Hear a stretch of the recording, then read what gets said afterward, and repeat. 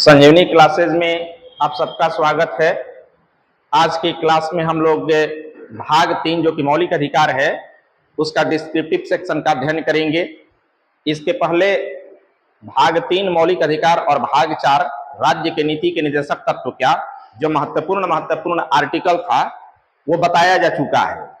और मैं पहले भी बताया हूं कि पहले हम लोग आर्टिकल का क्या मायने हैं पहले वो समझ लेंगे, उसके बाद उसका डिस्क्रिप्टिव सेक्शन का हम लोग अध्ययन करेंगे।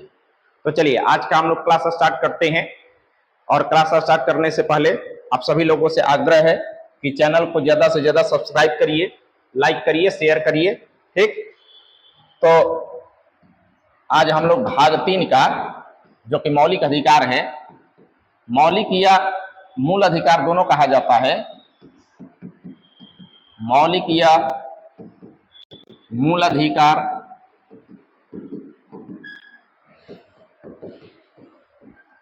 फंडामेंटल राइट्स,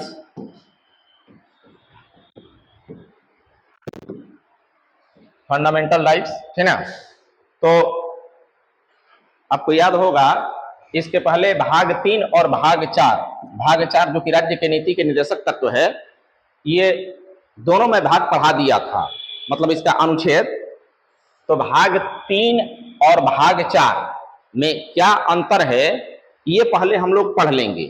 जैसा कि मैं पहले भी आपको बताते रहा हूं कि भाग 3 हो या भाग 4 हो, दोनों में व्यक्ति के अधिकार को रखा गया है, यानी आम व्यक्ति के अधिकार को दिया गया है। लेकिन भाग 3 के अधिकार और भाग 4 के अधिकारों में अंतर होता है, ये पहले भी मैं बताते रहा हूं। तो सबसे पहले मूल अधिकार और राज्य के नीति के निर्देशक तत्व के अधिकारों में क्या क्या अंतर होता है पहले ये हम लोग पढ़ लेते हैं, ठीक। एक साइड इधर आप मूल अधिकार रखिएगा और दूसरे साइड राज्य के नीति के निर्देशक तत्व।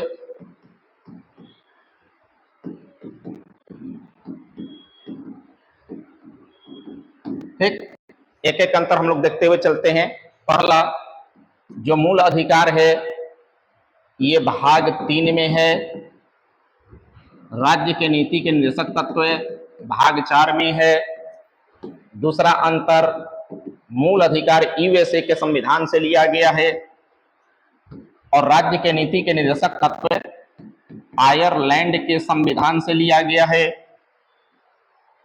तीसरी बात, ये सरकार के लिए नकारात्मक है, ये जो है ये सरकार के लिए सकारात्मक है। नकारात्मक कहने का मतलब ये सरकार को रोकता है, लिमिटेशन लगाता है कि सरकार क्या कर सकती है क्या नहीं कर सकती है। और ये राज्य की नीति के निर्देशक तत्व जो है ये सरकार के लिए सकारात्मक है, कहने का मतलब ये सरकार को एक प्रकार का उपदेश देती है, ठीक। आगे लिखेंगे ये सरकार के लिए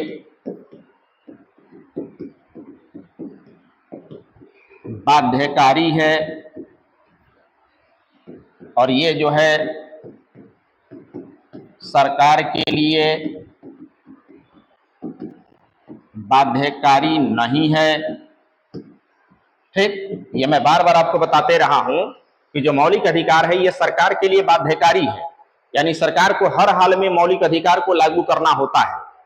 और सरकार अगर लागू नहीं करती है तो आप न्यायालय की शरण में जा सकते हैं, न्यायालय उसे लागू करवाती है। और जो राज्य के नीति के निर्देशक तत्व है ये सरकार के लिए बाध्यकारी नहीं है। सरकार लागू करती है तो ठीक है, और लागू नहीं करती है तो आप न्यायालय की शरण में भी नहीं जा सकते हैं। पांचवा अंतर देखिएगा, न्यायालय में प्रवर्तनीय, इधर देखिएगा ये जो है न्यायालय में अप्रवर्तनीय है, ठीक। परिवर्तनीय नहीं, प्रवर्तनीय होता है। न्यायालय में प्रवर्तनीय कहने का मतलब कि अगर मौलिक अधिकार का मामला होगा तो आप न्यायालय की शरण में जा सकते हैं, न्यायालय उसकी सुनवाई करेगा। और राज्य के नीति के निर्देशक तत्व का अगर मामला होगा तो आप न्यायालय की शरण में नहीं जा सकते हैं, न्यायालय उसकी सुनवाई नहीं करेगा। आगे अंतर देखिएगा, नागरिकों के साथ साथ गैर नागरिकों को भी प्राप्त है।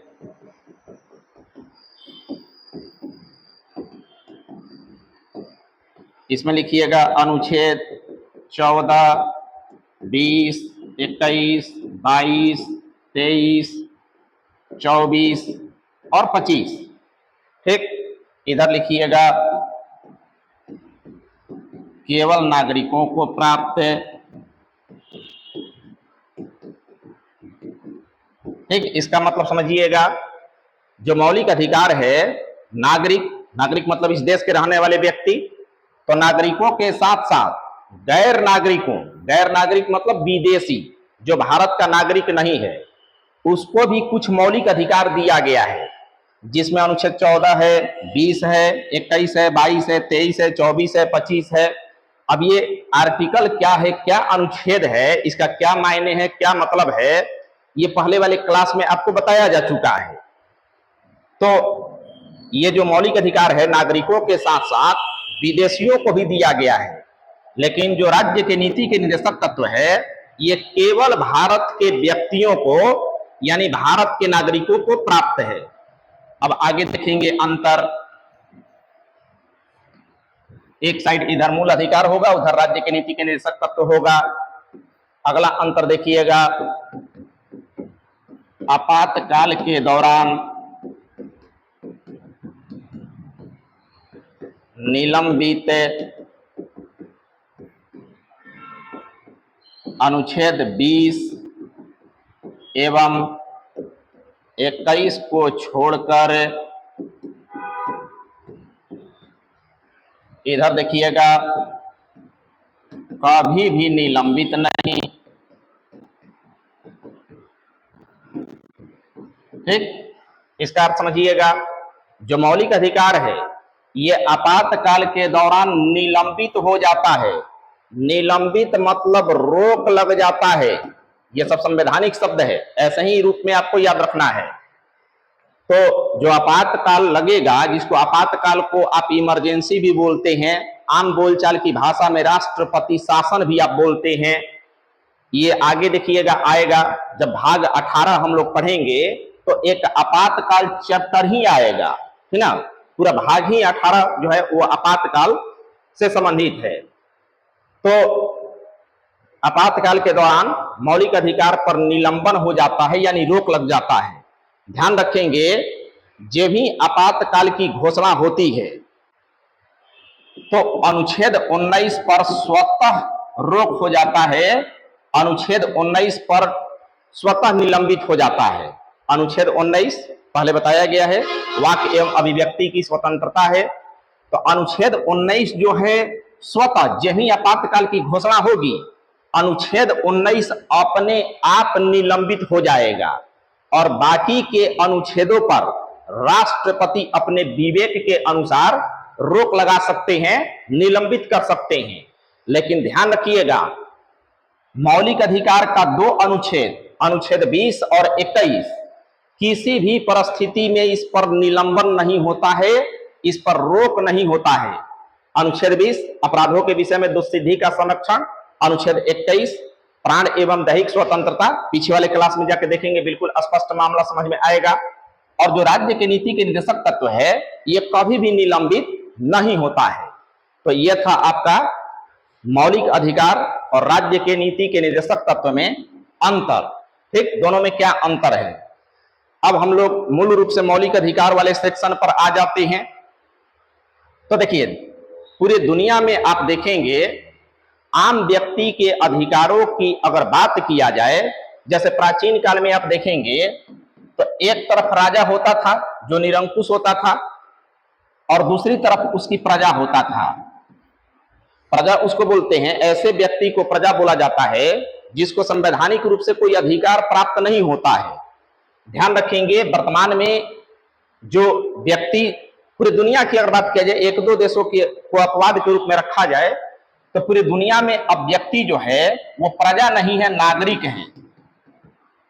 नागरिक ऐसे व्यक्ति को बोलते हैं जिसको संवैधानिक अधिकार प्राप्त होता है।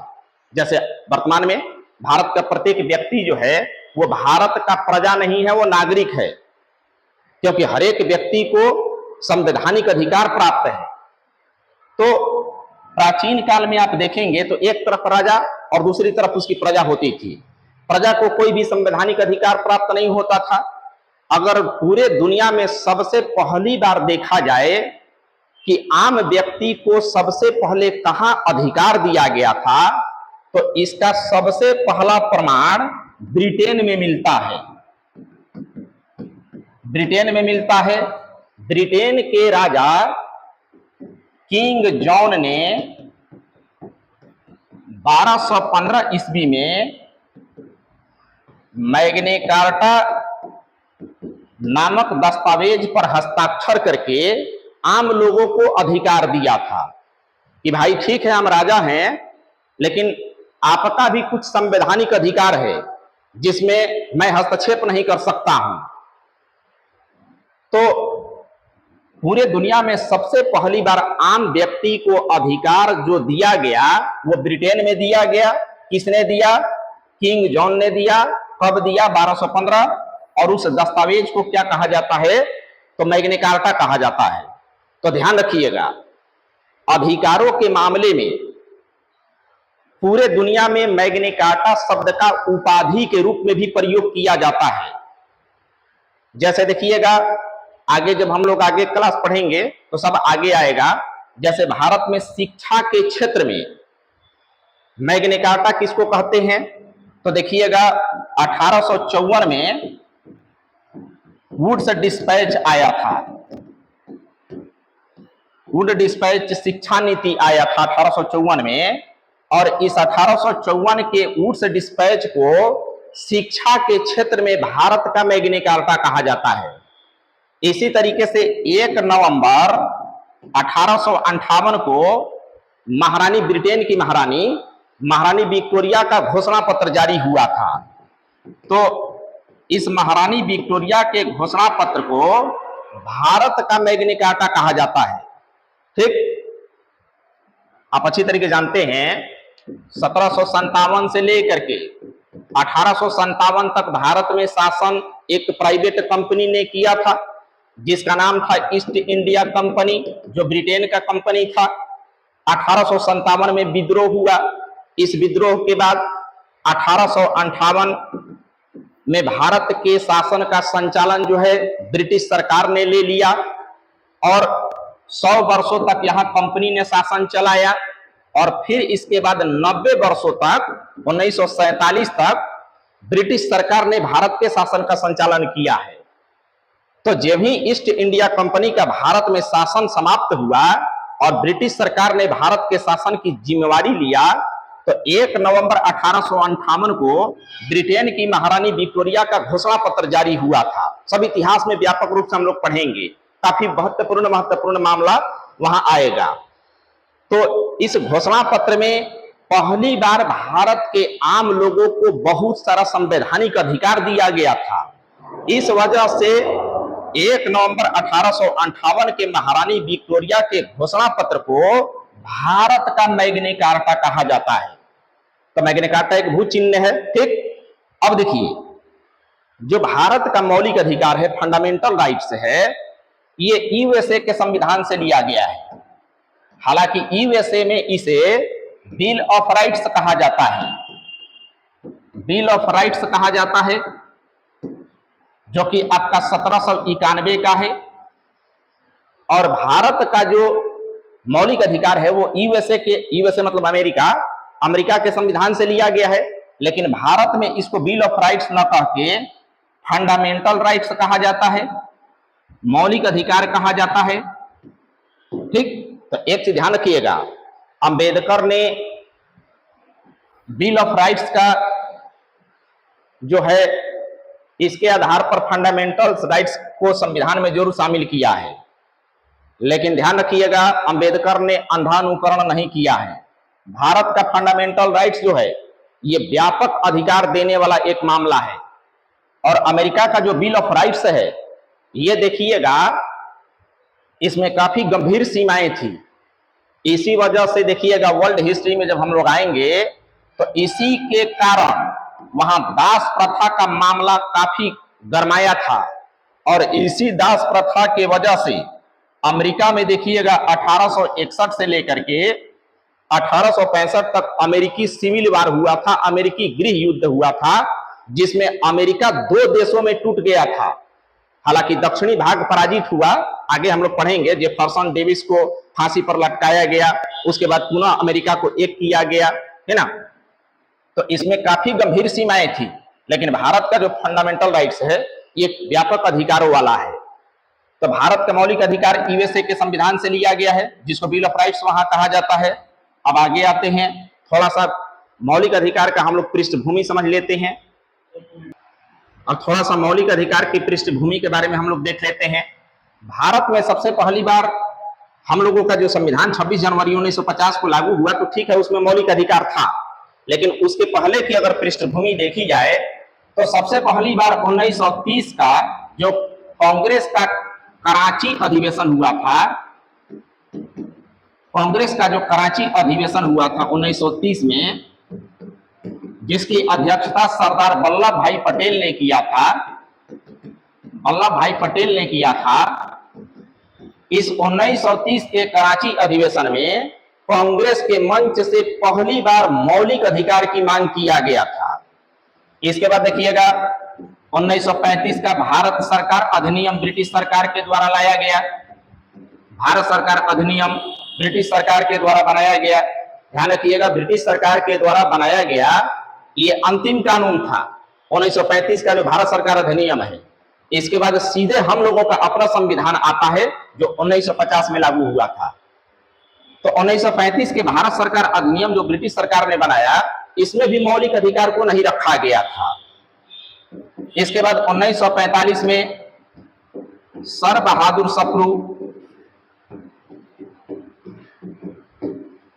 1945 में सर बहादुर सप्रू ने मौलिक अधिकार की मांग किया था कि जब भारत का संविधान बने तो उसमें मौलिक अधिकार को भी शामिल किया जाए। इसके बाद देखिएगा 1946 में कैबिनेट मिशन आता है। सब हिस्ट्री का मामला है, वहां हम लोग व्यापक रूप से पढ़ेंगे, यहाँ संक्षेपित रूप से समझिएगा, है ना। तो कैबिनेट मिशन जब 1946 में आया तो कैबिनेट मिशन के सुझाव पर पूरे भारत में संविधान सभा का चुनाव हुआ। संविधान सभा का कार्य था भारत में संविधान का निर्माण करना, और इस संविधान सभा में अलग अलग विषयों के लिए अलग अलग समितियों का भी गठन किया गया था। तो इसमें देखिएगा संविधान सभा में मौलिक अधिकार परामर्श समिति, मौलिक अधिकार परामर्श समिति के जो अध्यक्ष थे, चेयरमैन जो थे, वो सरदार वल्लभ भाई पटेल थे।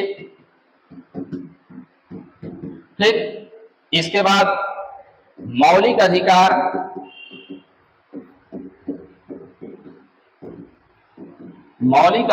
एवं अल्पसंख्यक के अधिकारों की रक्षा के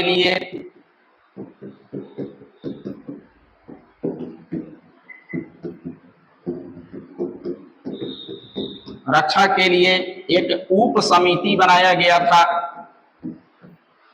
मौलिक अधिकार एवं अल्पसंख्यक अधिकारों की रक्षा के लिए एक अलग से संविधान सभा में उप समिति बनाया गया था, और इसके जो चेयरमैन थे, अध्यक्ष थे, वो जेबी कृपलानी थे। जेबी कृपलानी, ठीक। तो ये था आपका मौलिक अधिकार का कुछ बैकग्राउंड, पृष्ठभूमि। इसके बाद ध्यान रखेंगे, जब हमारा संविधान लागू हुआ था तो मौलिक अधिकारों की संख्या 7 हुआ करती थी।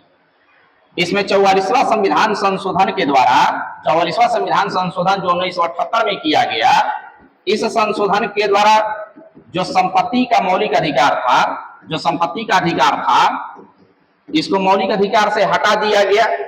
ये देखिएगा आर्टिकल वाले सेक्शन में भी आया है। और संपत्ति का अधिकार मौलिक अधिकार के यानी भाग 3 में 2 जगह लिखा हुआ था, एक अनुच्छेद 19(1)(च) और दूसरा अनुच्छेद 31। तो दोनों जगह से इसको हटा दिया गया मौलिक अधिकार से 44वां संविधान संशोधन 1978 के द्वारा। और इसी संशोधन के द्वारा संपत्ति के अधिकार को भाग 12 के अनुच्छेद 300 क में शामिल किया गया और संपत्ति के अधिकार को विधिक या कानूनी अधिकार बना दिया गया, विधिक या कानूनी अधिकार बना दिया गया। तो वर्तमान में जो संपत्ति का आपका अधिकार है वो मौलिक अधिकार के रूप में नहीं है बल्कि विधिक या कानूनी अधिकार के रूप में है। तो जब भी संपत्ति का अधिकार मौलिक अधिकार से हटाया गया तो मौलिक अधिकारों की संख्या बच करके कितना रह गया? 6 रह गया। ठीक। अब इसके बाद मैं पहले भी आपको बार बार बताते रहा हूं कि मौलिक अधिकार आम लोगों को दिया गया ऐसा अधिकार है जिसे हर हाल में सरकार को लागू करना होता है। अगर सरकार उसे लागू नहीं करती है तो आप न्यायालय के शरण में जा सकते हैं, न्यायालय उसे लागू करवाएगी। तो अब सवाल उठता है कि न्यायालय में हम कैसे जाएंगे? तो देखिए, अब एक टॉपिक समझिएगा, रीट। रीट, ठीक। तो रीट क्या होता है? रीट का मतलब क्या है?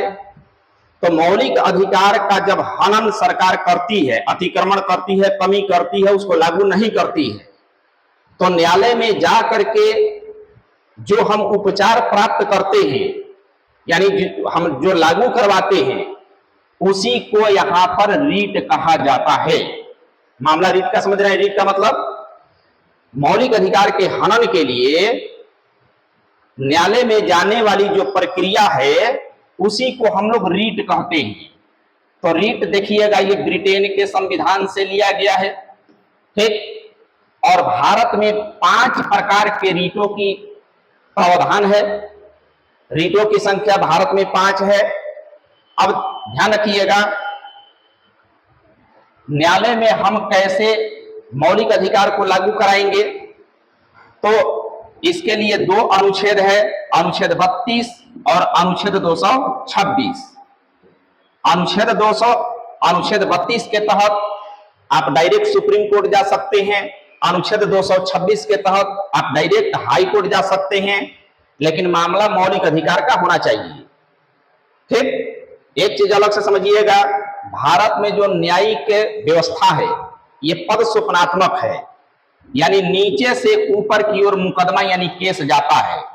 कोई भी जो भारत में केस होता है, चाहे कितना भी बड़ा हो, सबसे पहले वो सबऑर्डिनेट कोर्ट में जाता है। सबऑर्डिनेट कोर्ट यानी अधीनस्थ न्यायालय, जिसको आप जिला न्यायालय भी बोलते हैं।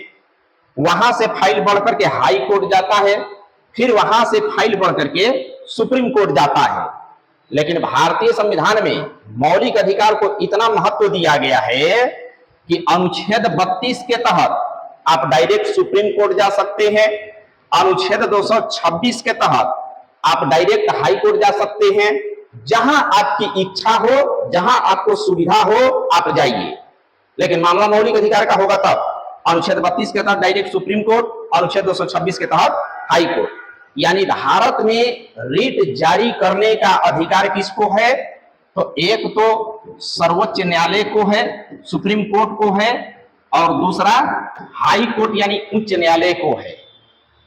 अब एक सवाल इसमें यह भी उठता है कि रीट जारी करने के मामले में सुप्रीम कोर्ट ज्यादा पावरफुल है या हाई कोर्ट ज्यादा पावरफुल है? तो ध्यान रखिएगा, रीट जारी करने के मामले में हाई कोर्ट ज्यादा पावरफुल है, ज्यादा शक्तिशाली है सुप्रीम कोर्ट के सापेक्ष।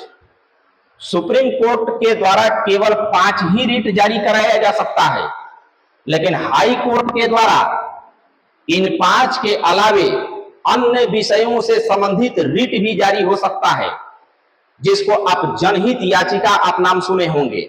जनहित, जन का मतलब जनता, हित मतलब भलाई। जनता के भलाई से संबंधित जो सामूहिक रूप से कोई मामला होगा, तो उस मामले के लिए भी देखिएगा जनहित याचिका के रूप में व्यक्ति हाई कोर्ट पहुंचता है। हाँ, व्यक्तिगत मामला नहीं होना चाहिए, सामूहिक मामला होना चाहिए। जनहित मतलब जनता के भलाई के लिए। तो कुल मिलाकर के रीट जारी करने के मामले में सुप्रीम कोर्ट से ज्यादा पावरफुल उच्च न्यायालय है। ठीक, बस अब यहां हम लोग जो 5 रीट है, पांचों रीटों के विषय में बारी बारी से हम लोग समझेंगे। पहला रीट लिखिएगा बंदी प्रत्यक्षीकरण,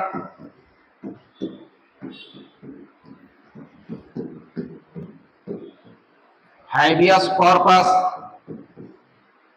ठीक, देखिए इन सभी शब्दों को तोड़ करके आप समझिएगा, बिल्कुल आसानी से समझ में आता है। बंदी प्रत्यक्षीकरण का मतलब क्या हुआ? बंदी को प्रस्तुत करो। प्रत्यक्षीकरण का मतलब कि प्रत्यक्ष करो, सामने लाओ, प्रस्तुत करो, बंदी को प्रस्तुत करो। ठीक, ये किसके खिलाफ जारी होता है? तो पुलिस के खिलाफ जारी होता है ना, पुलिस के खिलाफ जारी होगा। अब इसको थोड़ा सा बैक करके समझिएगा।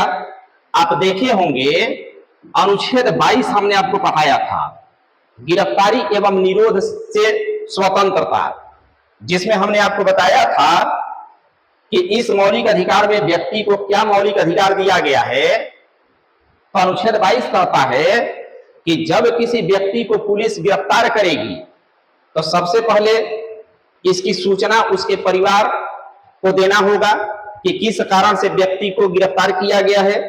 दूसरा नंबर, 24 घंटा के अंदर उसको न्यायालय में प्रस्तुत करना होगा।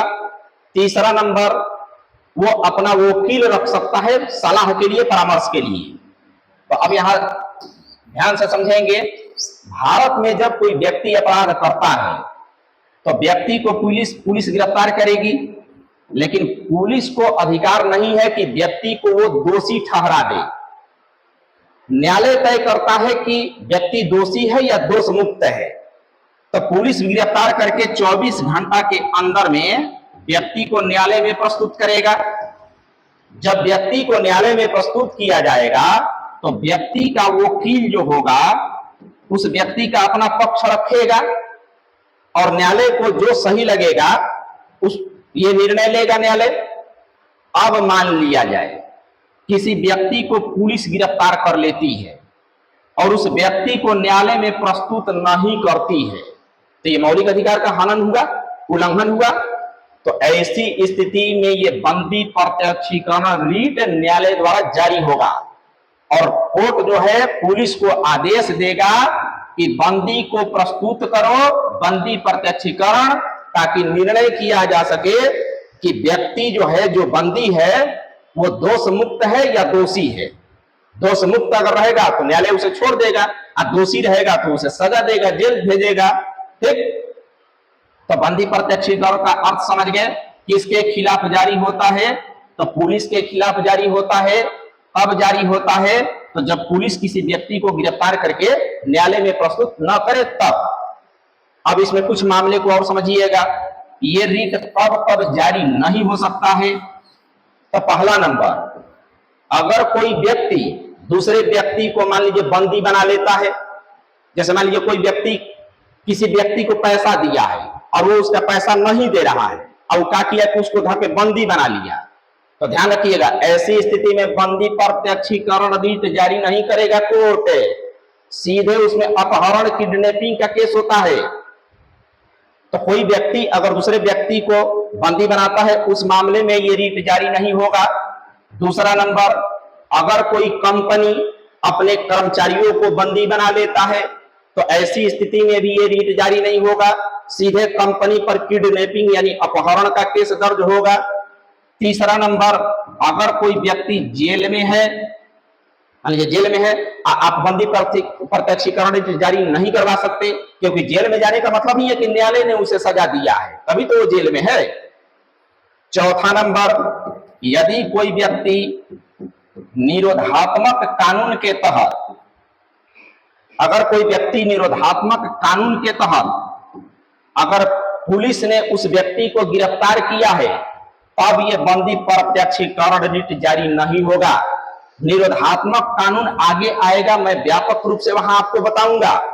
कुछ निरोधात्मक कानून का आप नाम सुने भी होंगे, जैसे टाडा का नाम सुने होंगे।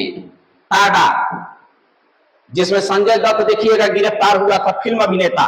यह टाडा 1985 में बनाया गया था, 1995 में खत्म कर दिया गया।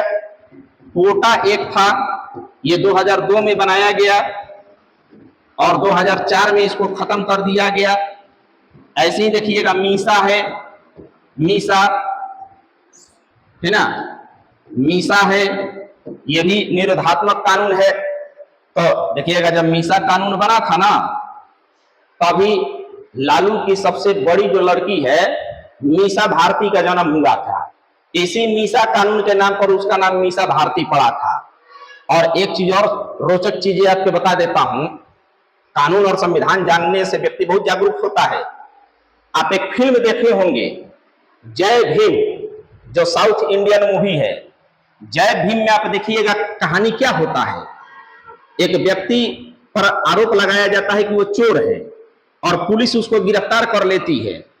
हालांकि पुलिस इतना मार देता है कि वो मर जाता है, पुलिस उसको फेंक देती है। और फिर इसके बाद पुलिस कहता है ना कि वो थाना से भाग गया है।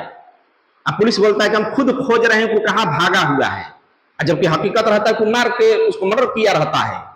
तो आप देखिएगा कि उसकी जो पढ़ी लिखी जो पत्नी रहती है वो पढ़ी लिखी नहीं रहती है। जब वो वकील के पास वो जाती है तो इस सीन को ध्यान से आप देखिएगा, वो क्या टाइप करता है, यही वो लिखता है वहां पर, हैबियस कार्पस, ये वाला टाइप करता है, हैबियस कार्पस। और देखिएगा वो जो सूर्या नाम है शायद अभिनेता का, वो बोलता है कि आम लोगों को दिया गया एक बहुत बड़ा अधिकार है, लो इस पर साइन करो। तो बोलती है कि मुझे साइन नहीं करने आता है। तो बोलता है कोई बात नहीं, ये आम लोगों को दिया गया एक बहुत बड़ा अधिकार है, केवल अंगूठा लगाओ। और देखिएगा हैबियस कार्पस लगाया जाता है और केस कैसे कैसे उलझते चला जाता है और कैसे पुलिस फंसता है।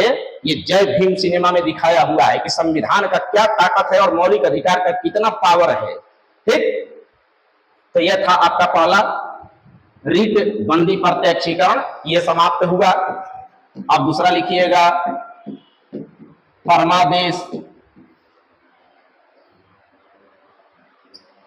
परमादेश इसका अर्थ होता है आदेश देना, परमादेश आदेश देना। ठीक, अब ये रीट कब जारी होता है? हाँ, इंग्लिश लिख लीजिएगा, मैंडमस।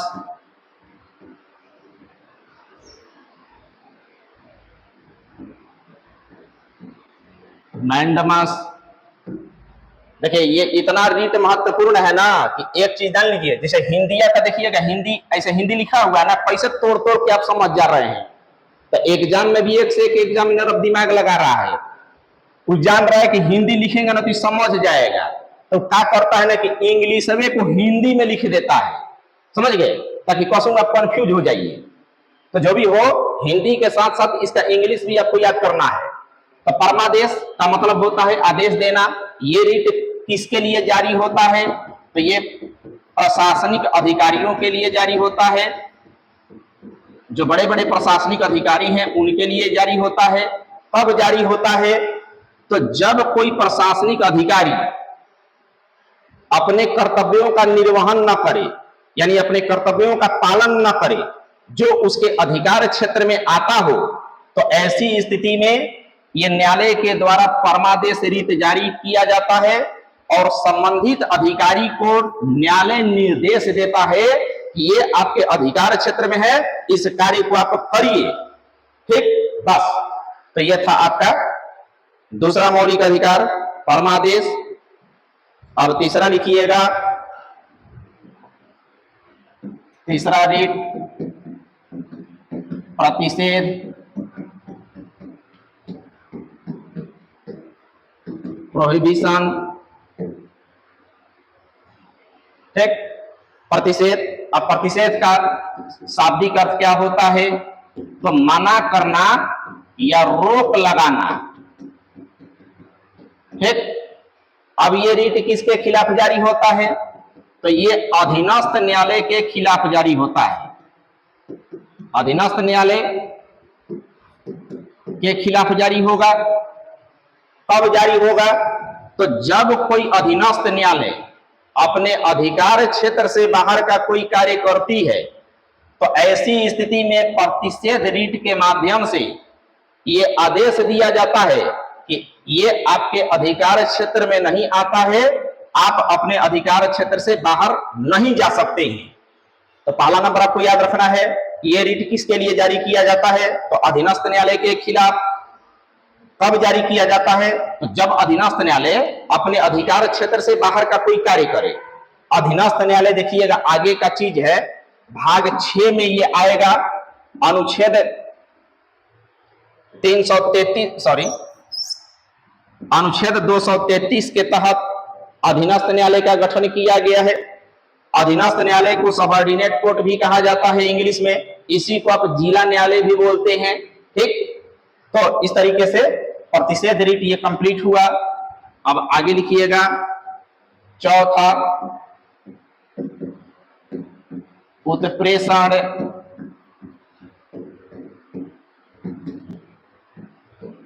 सर्टियोररी। ठीक, उत्प्रेषण का मतलब शाब्दिक अर्थ क्या होता है? तो आगे बढ़ाना। ठीक, ये रीट किसके खिलाफ जारी होगा? तो ये भी अधीनस्थ न्यायालय के खिलाफ जारी होता है, ये भी अधीनस्थ न्यायालय के खिलाफ जारी होगा। कब जारी होगा?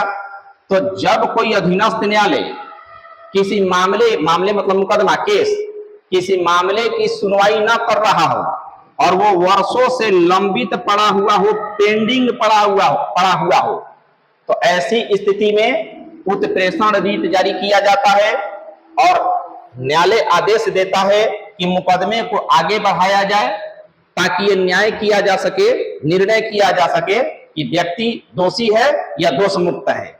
ठीक, तो समझ गए, उत्प्रेषण अधीनस्थ न्यायालय के खिलाफ जारी होगा। कब जारी होगा? जब अधीनस्थ न्यायालय किसी मामले को पेंडिंग रखेगा, लंबित रखेगा। लेकिन ऐसा ध्यान रखिएगा, ऐसा गलती कभी न्यायालय नहीं करता है ना। इसीलिए देखिएगा तारीख देता है, जैसे नहीं होता कि तारीख पर तारीख, तो तारीख वो दे रहा है ना, तो पेंडिंग नहीं है। उसमें तारीख देने का मतलब ये होता है कि मामले में अभी कुछ गवाह बच गए हैं और एविडेंस जुटाना है ना। तो तारीख देने का मतलब नहीं होता है कि दोनों पक्ष को तैयार किया जाए कि आप भी अपना पक्ष मजबूत कर लीजिए, आप भी मजबूत कर लीजिए, इस तारीख को आइए, है ना। इस तरीके से तो लंबित नहीं छोड़ता है, तारीख पर तारीख पढ़ते रहता है बस। अब पांचवा जो कि अंतिम रीट है, अधिकार परीक्षा।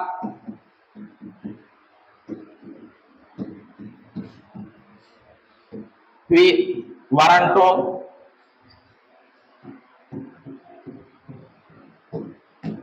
इसका शाब्दिक अर्थ क्या होता है? तुम्हारा इस पद पर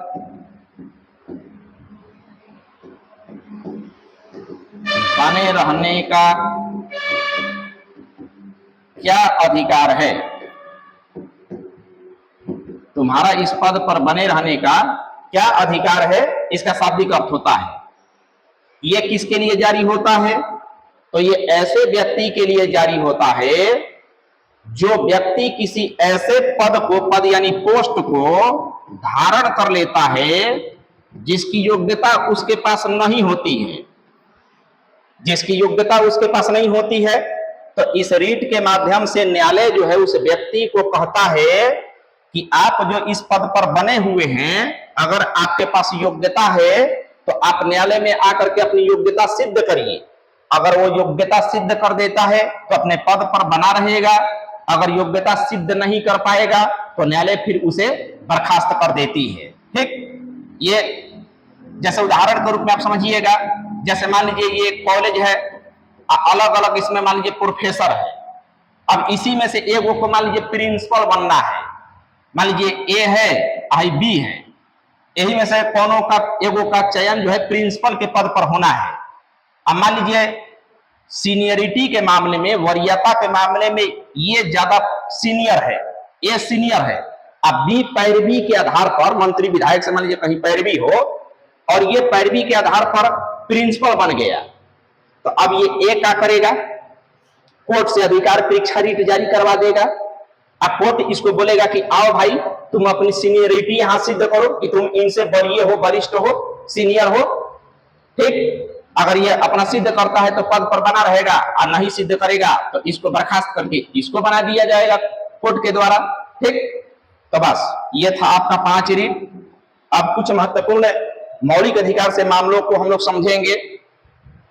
देखिए, जब से मौलिक अधिकार लागू हुआ, मूल संविधान में ही मौलिक अधिकार था, जब से यह लागू हुआ है तब से एक इसमें काफी मामला जोर शोर से उठ रहा था कि क्या संसद जो है मौलिक अधिकार में संशोधन कर सकती है या नहीं कर सकती है। संशोधन का मतलब होता है सुधार करना, ये सब संवैधानिक शब्द है, तो तोड़ करके इसको समझिए। संशोधन का मतलब सुधार करना, सुधार करना या संशोधन करना का मतलब कुछ संविधान में नई प्रावधानों को जोड़ा भी जा सकता है या पुरानी प्रावधानों को संविधान से हटाया भी जा सकता है, इसी को संशोधन अमेंडमेंट बोलते हैं। ठीक, तो सवाल इसमें ये उठ रहा था कि क्या मौलिक अधिकार में संशोधन किया जा सकता है या नहीं किया जा सकता है। तो इसी से संबंधित एक मामला आया था गोलकनाथ बनाम पंजाब राज्य, ये 1967 का है। ठीक, देखिए ये नाम होता है, ये पंजाब राज्य से शुरू हुआ था केस, तो ये पंजाब राज्य नाम होता है, ये केस का नाम होता है। देखिए आगे जब आप पढ़िएगा ना तो देखिएगा, जब आगे आएगा तो सुप्रीम कोर्ट हो या भारत का हाई कोर्ट हो, ये दोनों अभिलेखीय न्यायालय हैं। अभिलेखीय न्यायालय कहने का मतलब कि सुप्रीम कोर्ट हो या हाई कोर्ट हो, जो भी जजमेंट सुनाता है, निर्णय सुनाता है, वो कानून बन जाता है। ये आगे का विषय वस्तु है, वहां व्यापक रूप से इसकी चर्चा होगी।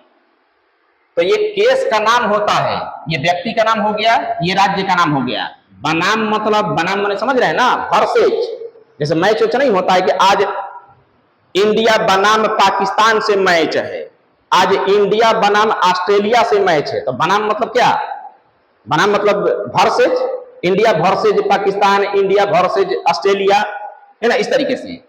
तो गोरखनाथ बनाम पंजाब राज्य वाले डिसीजन में सर्वोच्च न्यायालय ने डिसीजन दिया कि मौलिक अधिकार में संशोधन नहीं किया जा सकता है, मौलिक अधिकार में संशोधन नहीं किया जा सकता है।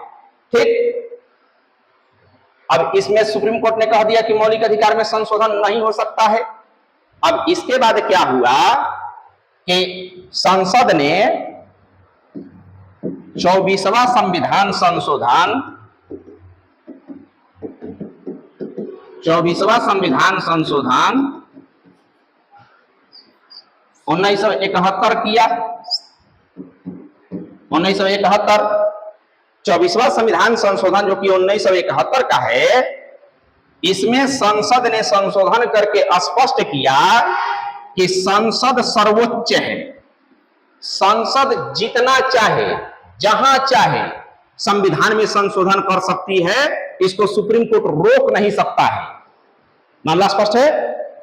संसद ने कहा कि संसद सर्वोच्च है और यह संसद संविधान में जहां चाहे जितना चाहे संशोधन कर सकती है। यानी 24वां संविधान संशोधन के तहत कहा गया कि संसद को संविधान संशोधन करने का असीमित अधिकार है।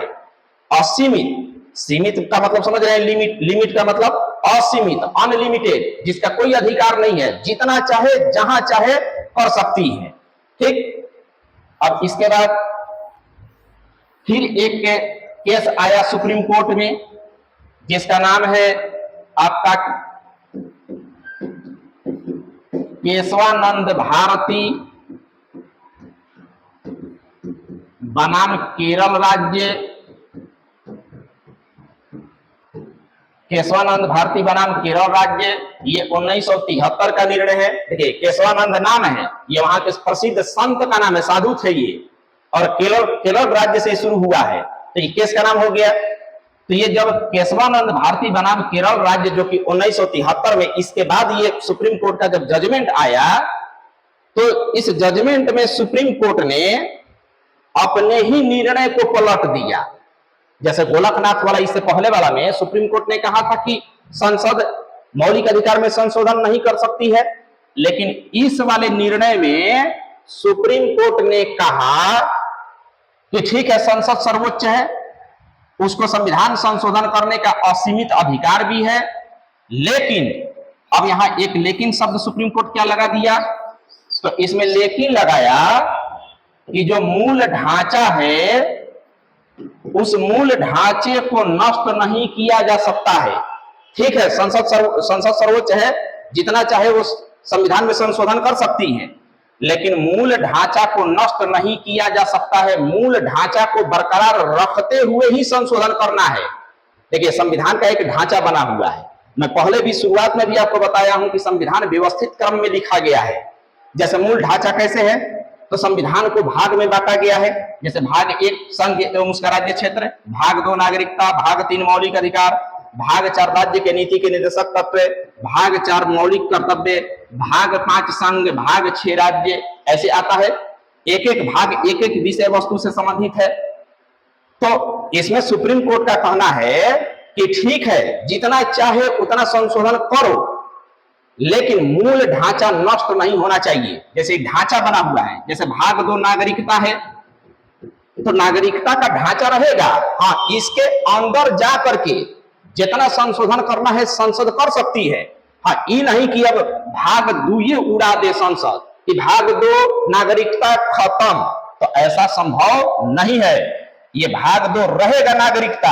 हाँ, इसी के अंदर जाकर के संसद जितना चाहे संशोधन कर सकती है।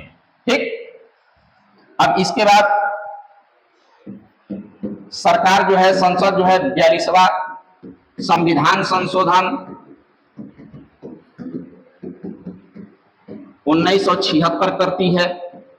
42वां संविधान संशोधन 1976, जिसको मिनी संविधान भी कहा जाता है, काफी महत्वपूर्ण मामला है, आगे आएगा। व्यापक अभी सब नहीं पढ़ना है, यहां से जो संबंधित है वही मामला मैं बता रहा हूं। तो इस 42वें संविधान संशोधन 1976 में संसद ने इसको पास करके एक नया प्रावधान और जोड़ दिया। क्या जोड़ दिया? तो संसद ने कहा कि संसद जो संविधान संशोधन करेगी उसका न्यायिक पुनर्विलोकन नहीं किया जा सकता है। न्यायिक पुनर्विलोकन को समीक्षा भी कहा जाता है। न्यायिक पुनर्विलोकन को न्यायिक समीक्षा भी कहा जाता है। यह अनुच्छेद 137 के तहत सुप्रीम कोर्ट को दिया गया है। अब न्यायिक पुनर्विलोकन के तहत होता क्या है समझिएगा। देखिए, संसद जो भी कुछ नया कानून बनाती है तो अनुच्छेद 137 के तहत जो न्यायिक पुनर्विलोकन का अधिकार सुप्रीम कोर्ट को दिया गया है, तो संसद द्वारा बनाई गई नई कानून का वो समीक्षा करता है, जांच पड़ताल करता है कि कहीं नया कानून किसी पुराने कानून से टकराव तो नहीं कर रहा है, विपरीत तो नहीं है। मान लीजिए किसी विषय पर पहले से कानून बना हुआ है और उसी विषय पर फिर एक नया संसद कानून बना दे और ये कुछ और कर रहा है और ये कुछ और कह रहा है, तो भाई किस कानून को माना जाए? पुराना वाला को माना जाए कि नया वाला को माना जाए? तो ध्यान रखिएगा, एक ही विषय पर अगर संसद कोई नया कानून बनाती है और पुराने वाले कानून से टकराव होती है, तो सुप्रीम कोर्ट न्यायिक पुनर्विलोकन अधिकार के तहत संसद के द्वारा बनाई गई इस नई कानून को शून्य घोषित कर देता है, खत्म घोषित कर देता है। ठीक, तो न्यायिक पुनर्विलोकन आप समझ गए। अब देखिए 42वां संविधान संशोधन में क्या कहा गया कि संसद जो कुछ भी संशोधन करेगी सुप्रीम कोर्ट उसका न्यायिक पुनर्विलोकन नहीं कर सकता है, मतलब जांच पड़ताल नहीं कर सकता है। ठीक, मामला काफी गर्म होते गया। अब इसी मामले को लेकर के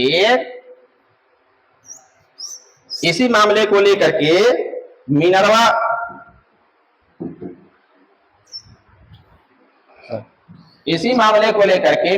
मिल्स